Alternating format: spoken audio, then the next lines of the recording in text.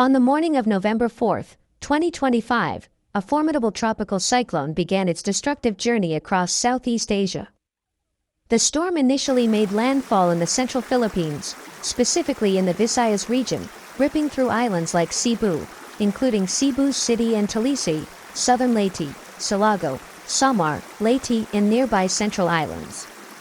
Over the next 2 days the system battered that archipelago before emerging into the South China Sea and then barreling towards central Vietnam.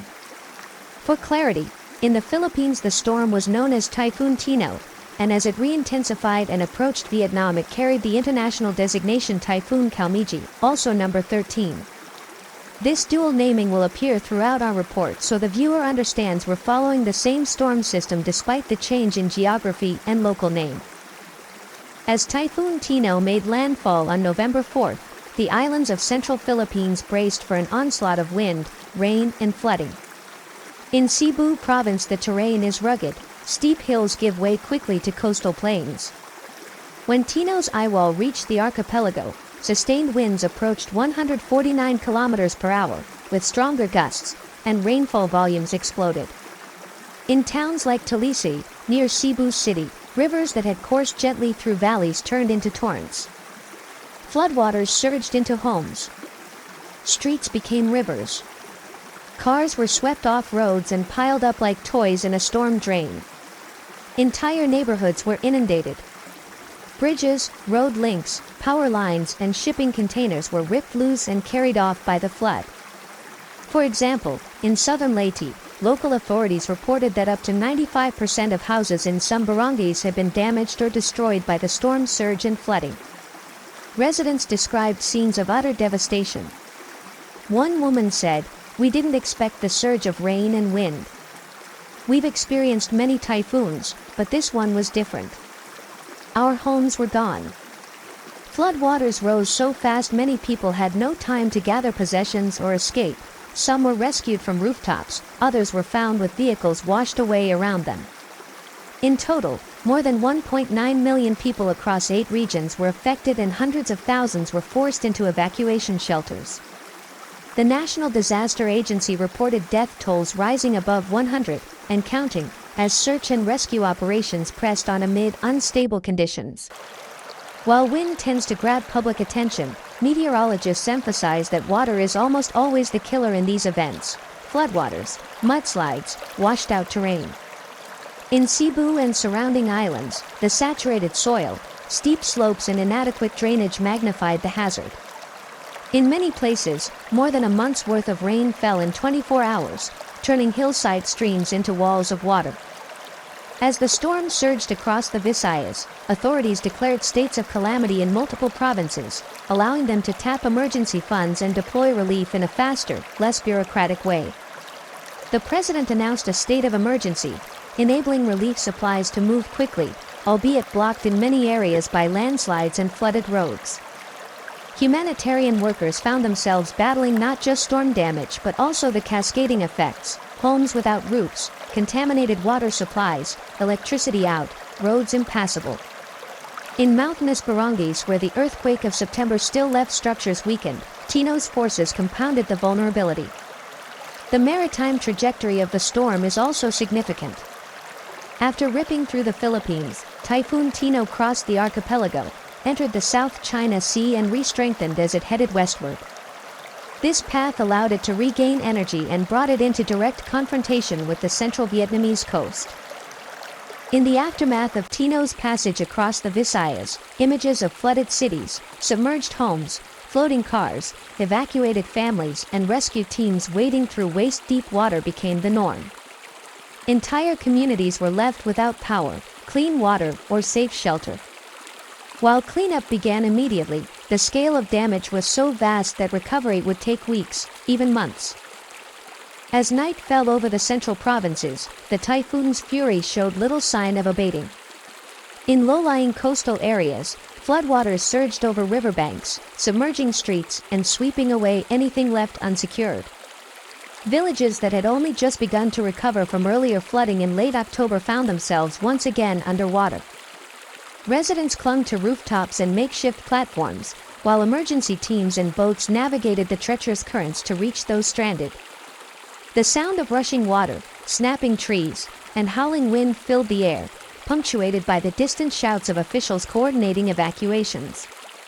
In Quang Nai and Ben Din, entire fishing communities were forced to abandon their homes. Boats were tossed like toys by the storm, some colliding with buildings or being carried miles inland.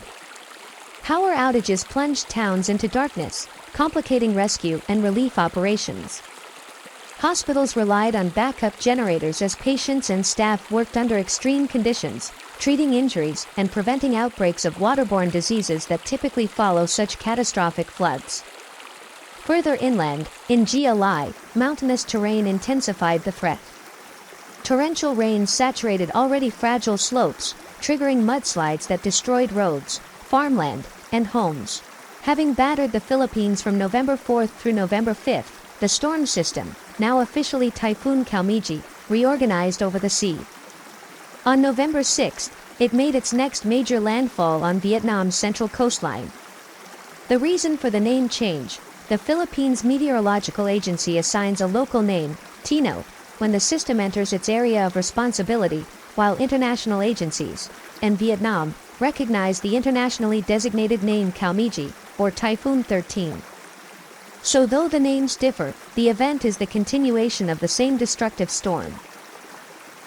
By the evening of Thursday, November 6, the storm slammed into Vietnam, from its passage across the South China Sea, striking provinces along the central coast such as Ben Din, Quy Nhon, Quang Nai, Gia Lai, inland highlands, and surrounding coastal zones.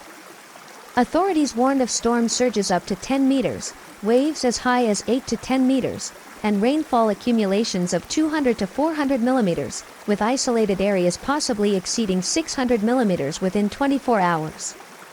In the coastal city of Quy Nhon, the scene was dramatic: lamp posts bent, hotel windows shattered, trees uprooted, and power lines down.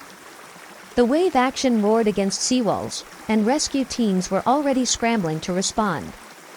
In Gia Lai province, more often known for its coffee farms and upland terrain, the storm wreaked havoc. Vast tracts of agriculture were destroyed. One farm owner lamented 6 tons of shrimp feed lost when waves and wind destroyed his warehouse. Evacuations were massive.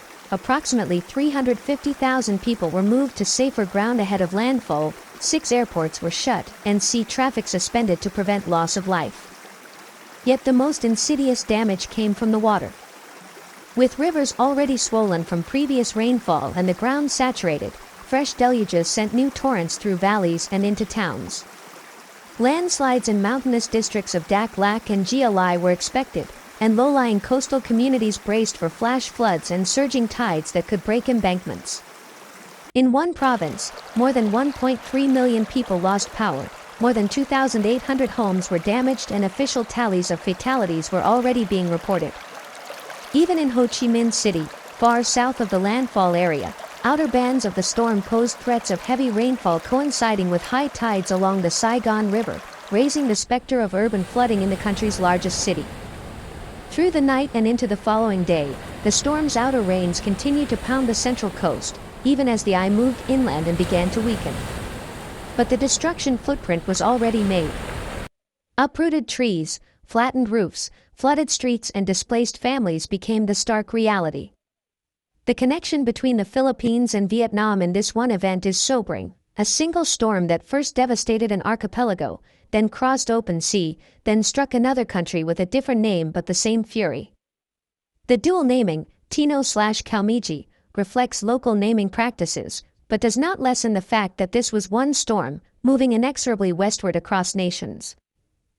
In the final frames of our coverage we turn to the coastline of central Vietnam, where, after the typhoon's immediate strike, communities gathered, shell-shocked, drenched, yet resilient.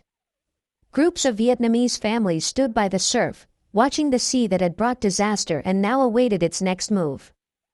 They prayed. They cleaned. They waited.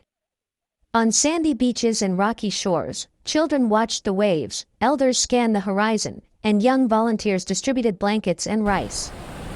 For many of these people, this was not just a weather event but the fierce arrival of a force so powerful it spared nothing in its path. But they stood together. Fishermen returned to inspect half-submerged boats. Mothers comforted frightened children. Neighbors helped neighbors salvage what remained of homes.